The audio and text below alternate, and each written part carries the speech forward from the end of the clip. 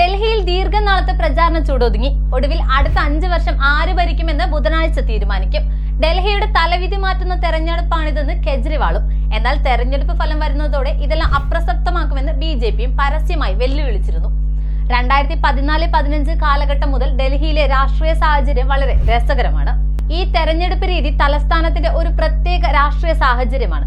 3 കക്ഷികൾ തമ്മിലുള്ള മത്സരമായി പലരും കരുതുന്ന ഈ തെരഞ്ഞെടുപ്പ് വാസ്തവത്തിൽ ആം ആദ്മിയും BJPയും തമ്മിലുള്ള നേരിട്ടുള്ള പോരാട്ടമാണ്. 2020-ലെ തെരഞ്ഞെടുപ്പിൽ 70 സീറ്റുകളിൽ 55-ലും വിജയിച്ച സ്ഥാനാർത്ഥികൾക്ക് 50% കൂടുതൽ വോട്ടുകൾ ലഭിച്ചു. ഇതിൽ 51 സീറ്റുകളിൽ ആം ആദ്മിയാണ് നേട്ടം കൈവരിച്ചത്.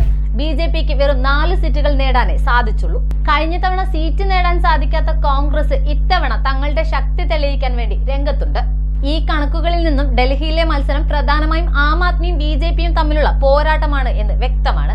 ഡൽഹിയിലെ തെരഞ്ഞെടുപ്പ് ഫലങ്ങൾ പ്രാദേശിക പാർട്ടികളുടെ ശക്തിയെക്കുറിച്ചും കൃത്യമായ ധാരണയാണ് നൽകുന്നത്.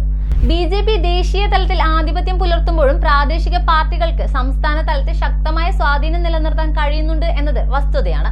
ഇതിന്റെ ഉത്തമ ഉദാഹരണമാണ് BJPയുടെ ശക്തമായ സാന്നിധ്യത്തിനിടയിലും ആം ആദ്മി ഡൽഹിയിൽ സ്വാധീനം നേടിയത്.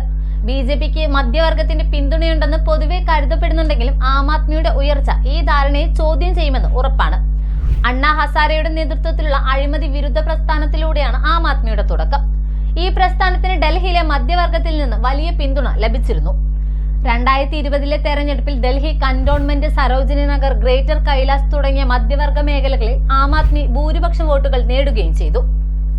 ഇത് മധ്യവർഗ വോട്ടർമാർ ഒറ്റക്കെട്ടായി BJPയെ പിന്തുണയ്ക്കുന്നു എന്ന ധാരണയെ ചോദ്യം ചെയ്യുകയാണ് ചെയ്യുന്നത്. അതോടൊപ്പം ആം ആദ്മി സൗജന്യ സഹായങ്ങൾ വാഗ്ദാനം ചെയ്ത് ദരിദ്രരുടെ പിന്തുണ നേടുന്നത് മധ്യവർഗത്തെ അകറ്റുമോ എന്ന് തെരഞ്ഞെടുപ്പ് ഫലങ്ങൾ വ്യക്തമാക്കും. പ്രചാരണ രംഗത്ത് സജീവമായി തുടർന്ന് രാഹുൽ ഗാന്ധിയുടെ നേതൃത്വത്തിലുള്ള കോൺഗ്രസ് ആം ആദ്മിയുടെ വോട്ട് ബാങ്കുകളിൽ വിള്ളൽ വരുത്തുമെന്ന് രാഷ്ട്രീയ നിരീക്ഷകർ കൗതുകത്തോടെയാണ് കാണുന്നത്. ഒരു ത്രികോണ മത്സരത്തിൽ ആര് ജയിക്കുമെന്ന ചോദ്യത്തിന് ഇപ്പോൾ ഭിന്നാഭിപ്രായമാണുള്ളത്. ഇത് ഫെബ്രുവരി 8-ന് EVMകൾ തുറക്കുമ്പോൾ മാത്രമേ വ്യക്തമാവുകയുള്ളൂ. എന്നാൽ ഒരു കാര്യം തീർച്ച, ഒരു വലിയ തിരിച്ചടി നേരിടുകയാണെങ്കിൽ ആം ആദ്മി പാർട്ടിയുടെ നിലനിൽപ്പിനെ തന്നെ ഇത് ബാധിക്കും. കൂടുതൽ വാർത്തകൾക്കും വിശേഷങ്ങൾക്കും ഞങ്ങളുടെ channel like, share and subscribe ചെയ്യുക. കൂടാതെ സബ്സ്ക്രൈബ് ബട്ടണിലെ ബെൽ ഐക്കൺ എനേബിൾ ചെയ്യാനും മറക്കരുത്.